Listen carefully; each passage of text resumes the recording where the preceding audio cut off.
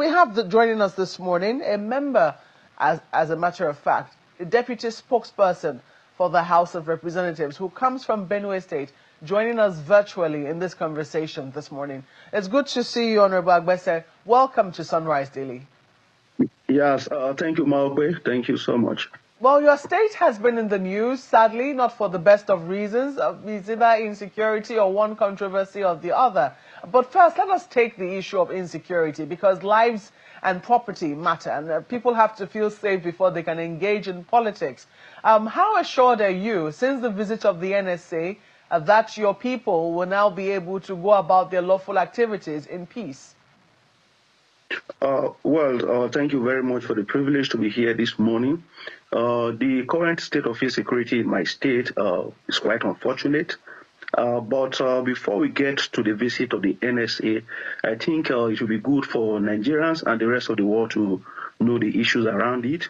You recall that when we came on board in 2023, when this government at the center and at the state level came together, all of us, majority, about 80% of us, being elected on the same political party platform.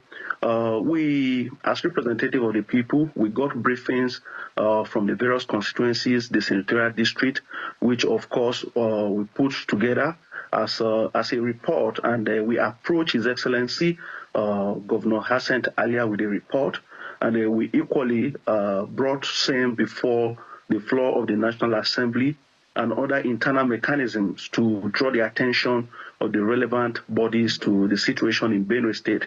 Unfortunately, His Excellency Reverend Father Hassan earlier, upon receiving that report, promised, to pray about the situation.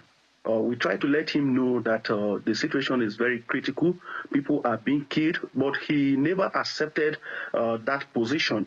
It's almost 2 years now before his security team are giving him the right situation or rising from his prayers that he has accepted the current situation.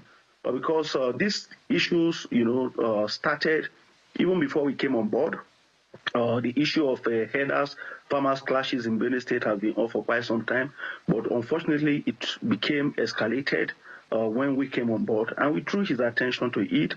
He has continued to live in denial of that fact, not until recently, because when we submitted our report to the federal government, of course, shared that intelligence report again with the security agencies. Yes, Mr. President, in his wisdom, directed the security agencies to move into action immediately. But on meeting the state government, it was denial. So the reports were actually conflicting. The report of members of the National Assembly, the position of things as it were, and what the state government was telling the federal government. At every point in time, we raised the issue that our people are being killed. The governor will come out and say, no, our people are killing themselves, or that nothing was actually happening. So we thank God it is never too late. Now His Excellency has realized that fact, even though a lot of persons have been killed, across the 23 local government area that make up the place. But we thank God it is not too late. We just believe that His Excellency, our governor, will extend the needed cooperation to the military, the military apparatus, to be able to carry out their duty. And we are all ready, to support them as parliamentarians. And now that His Excellency has woken up from that slumber, we believe that if we all work collectively, we'll be able to address this issue in no distant time. Are you putting the blame of this latest wave of insecurity at the foot of the governor? Well, I think to a large extent, it will be unfair if I come before Nigerians in an opportunity like this and I say things that are not very clear or not very true. I think it is left for Nigerians to make that decision. But I've just told them what happened. If His Excellency had woken up, it is our government. We are all members of the All Progressive Congress, and I believe that in some quarters people will not be comfortable, to hear that. But the truth is that if His Excellency had woken up, to the time that we saw this negative malaise happening, taking place from our various constituencies, from the various villages, and we drew his attention to it, and we had all acted, the way we should have acted. I believe that some of the people who died recently wouldn't have been killed, or it would have been minimized to a high level. Having said that, I think we should, yes, we cannot tell families who have lost their loved ones, their breadwinners, to just forget the past. But I think the state government will still be able to right the wrong by organizing some sort of compensation to families that have been affected, and the other way around, working directly with the federal mercenaries to ensure that we nip this thing in the bud. To a large extent, I believe if all of us want to be honest, including His Excellency the Governor, will all agree that to a large extent he failed the people of Benue State in that aspect. But there's still time, for him to address those wrongs.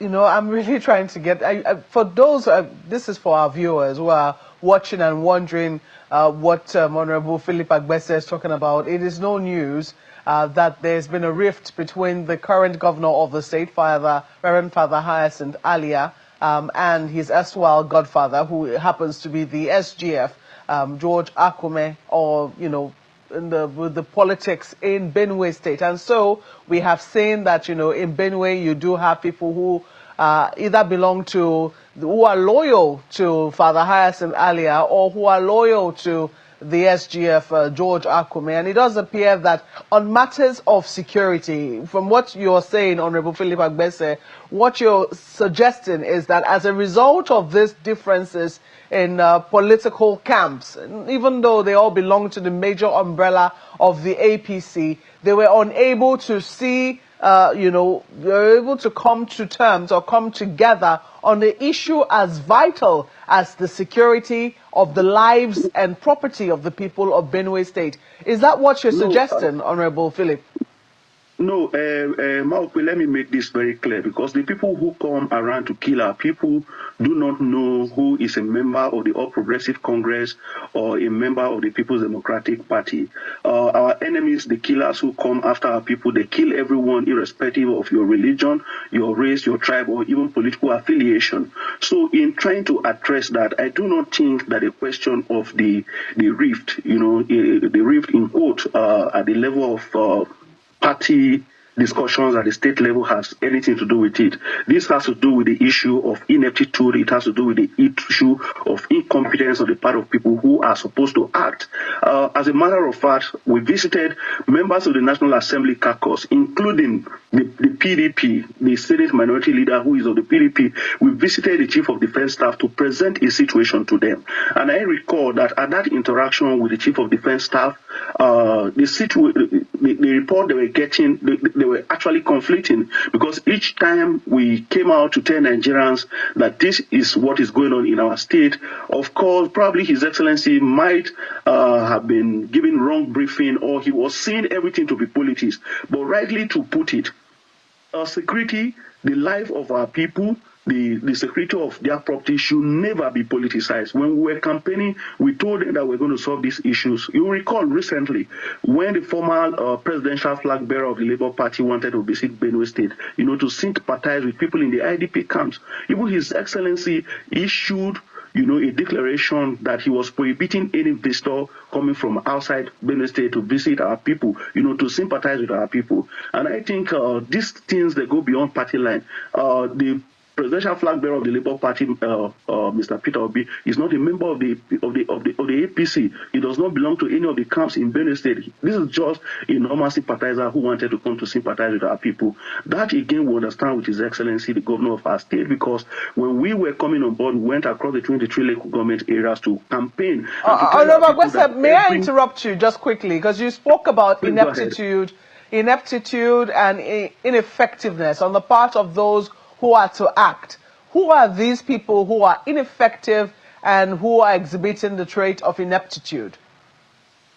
Well, that boils down to the office of His Excellency, the Governor of our state, because people have been killed across the length and breadth of Benue State, and this is not the time for any one of us to begin to mesmerize the issue or begin to speak from both sides of our mouth simply because we are members of the same political party. We value the lives of those, that have been cut down as a result of the activities of these headsmen. And again, as patriots, we should value the lives of every Nigerian, whether they are from our constituency or not. So, to a large extent, on this aspect of security, I think our government at the state level has not lived up to the expected, has not lived up to expectations, of the common people and the international community at large.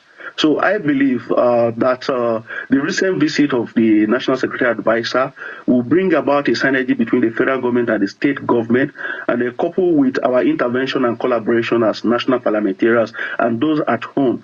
And again, I would like to say that as people representing our people who have been given the privilege to represent our people, it will also be good that we do away with some of these selfish interests. The issues that are bringing conflict back at home and not allowing governance, to actually scale through are not really serious issues.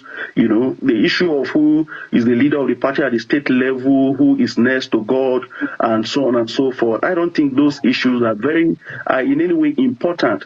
When you mention the Secretary to the Government of the Federation, of course, Nigerians know him as a perfect gentleman. He's working very hard supporting Mr. President at the center. And all that he has said, or he has asked every one of us to do, is to collaborate, cooperate, and ensure that we deliver to the people in line with our campaign manifesto, in line with the party's manifesto, and our various positions, promises to the Benue people. He has never made any demand that are personal or to satisfy his selfish interest. So I just want to say at this point that as leaders, people have been given this privilege. It is good that we all work together, and we are seeking, the partnership and the collaboration of His Excellency, the governor of our beloved state. We work together. We love him. We want to see him do better. We want to be able to fulfill these campaign promises to our people. So security is very important. People are concerned, from every part of Benue State today, including my own constituency. People have been killed. And thank God with the recent intervention of the federal government and the fact that His Excellency has now agreed that there's a problem.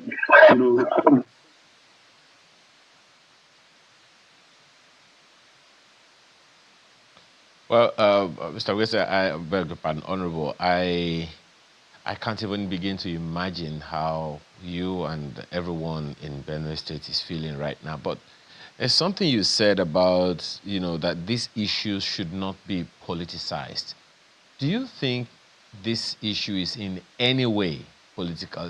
Is there any political lineage to these attacks at all? Well, the crisis in time past, as was dissected by experts, security experts, and leaders, people have various angles to it. But for us, we believe that when you want to solve a problem, you must address it, one, with facts. Secondly, you must be very truthful and honest in the way you intend to address that problem. I think what has been lacking, which all of us who have come to the realization most recently, is on the part of His Excellency not to even accept the truth, not for him to even accept the facts. If all this while every one of us had accepted the fact, because, for instance, during the administration of His Excellency Governor Samuel Utom as governor of Benue State, a law was passed in Benue State called the Anti-Open Grazing Law.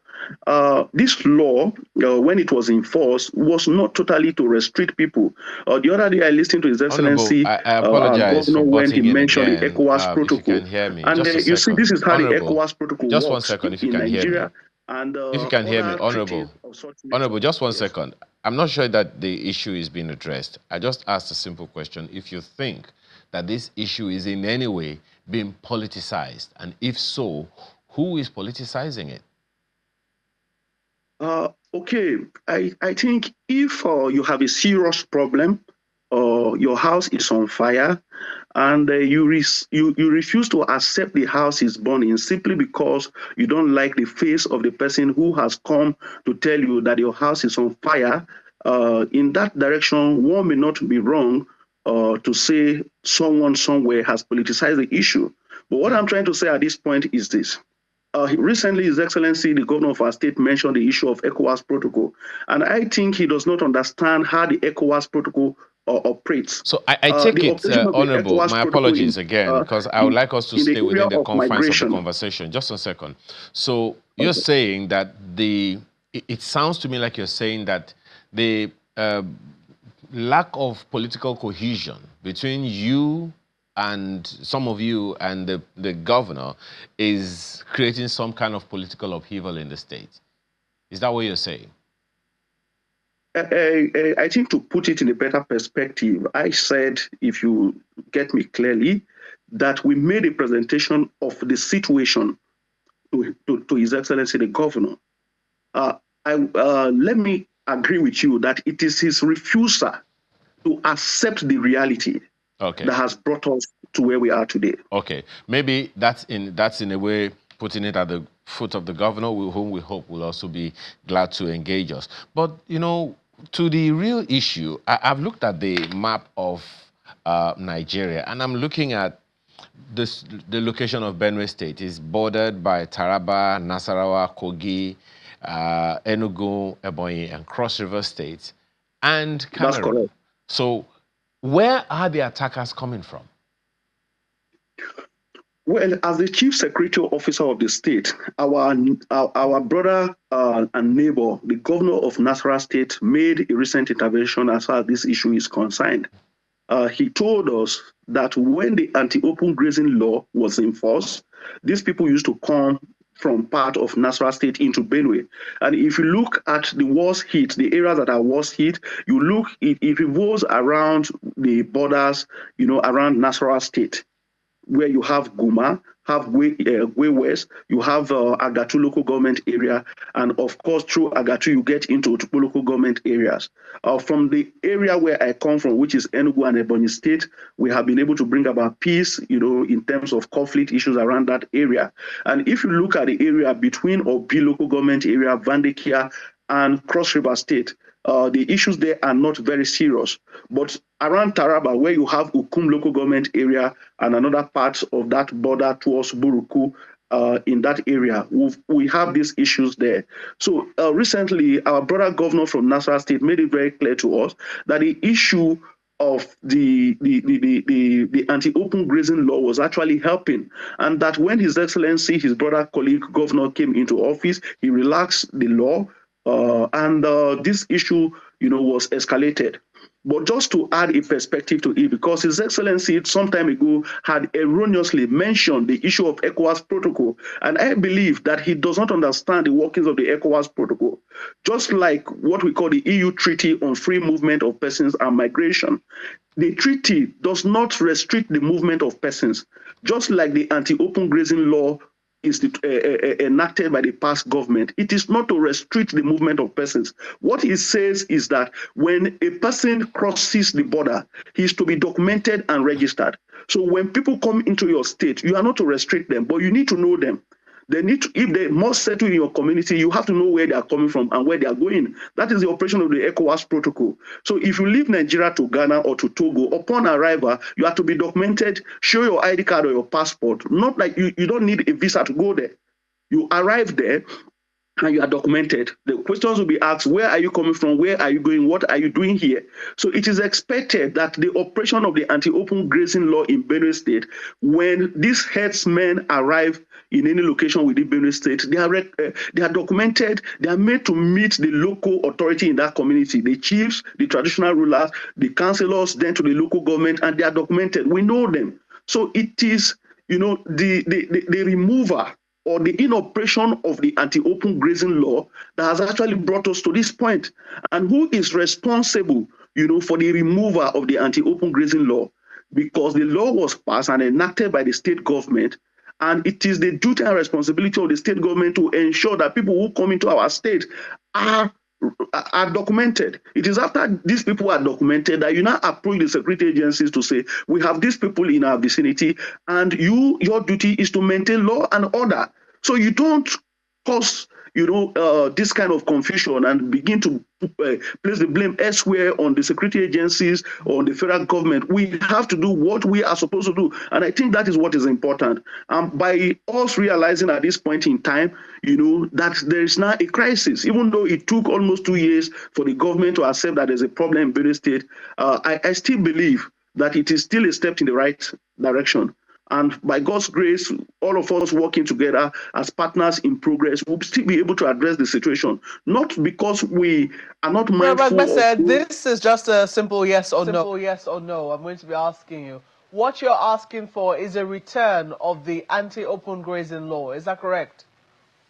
Yes, because in every community, in line with the wisdom of the European Union for free movement of goods and persons, down to the ECOWAS protocol that permits the free movement of persons within the ECOWAS sub-region.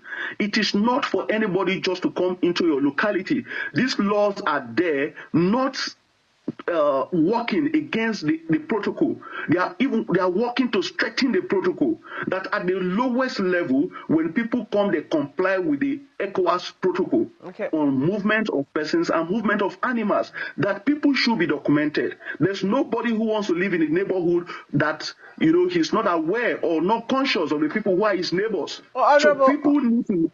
Honorable, I think you've made the point very clear. We're totally out of time. I wish you could take a little more of your interventions. But we have to thank you very much for coming on the program this morning. Honorable Philip Agbese is the Deputy Speaker of, Deputy Spokesperson. Yes, Deputy Spokesperson of the House of Representatives, a member of the APC, and also comes from Benue State. Thank you so much for speaking with us this morning. It's a pleasure. God bless you.